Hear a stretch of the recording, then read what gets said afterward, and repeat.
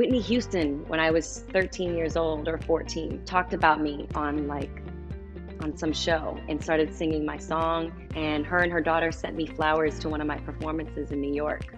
And I mean, that might be the highlight of my life.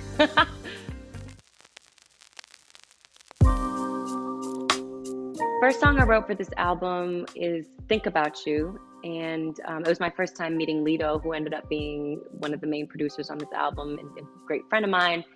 And I came into the studio that day, hadn't met him or the other co-writer, but I just felt like so raw. And because one of my best friends had just run into my ex-boyfriend, and I had just been on the phone with her, and she was telling me how that interaction went. And I was just like, I'm never gonna get over this. Like, I messed it up so bad. Like, no one's ever gonna love me like that, you know? And I was just like, whoa, super in my feels. And then we wrote that song pretty quickly, actually.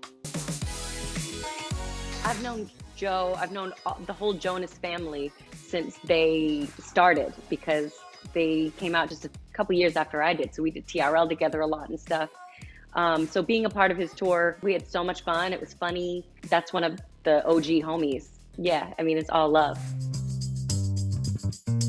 First time I heard myself on the radio, I was 13, and it was in my hometown of Foxborough, Massachusetts. And I was at an ice cream shop with a couple of my best friends that I had grown up with. And I remember hearing it on our local radio station and being like, here's Boston's own JoJo. And I was like, oh my God.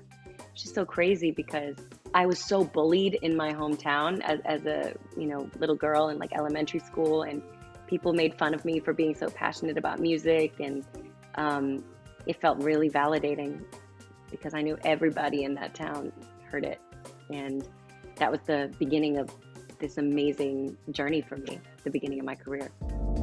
My first time being on tour was opening for Usher, actually, on his Confessions tour. And we went all through Europe, and my single wasn't out there yet. So I was just being introduced to the European audience. And I remember in France, they were not trying to see me. I don't remember if it was Paris or Marseille or where it was, but I was booed. And that was my first and only time ever experiencing something like that. But I was 13. I finished my set and went off stage and cried, obviously. But that was my first time, you know, playing arenas and just kind of putting my tunnel vision on and being like, you gonna watch me regardless. The first song that I wrote that was published was a song called Keep On Keepin' On, which ended up being on my first album. And I was 12 when I wrote it. And it's about not giving up. And it's about, actually, I was really wise. It was just talking about coming from a humble upbringing and feeling like you don't have what the other kids have, and just saying you got to keep on keeping on and keep your head up high. You got to work with what you got, and someday you will fly. Little JoJo was speaking to my soul as a grown woman now. It's so crazy.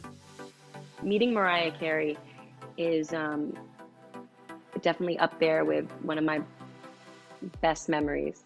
And it just happened recently this year. So she was just so gracious and had so many encouraging, wonderful things to say. And I had a similarly wonderful experience when I met Beyonce.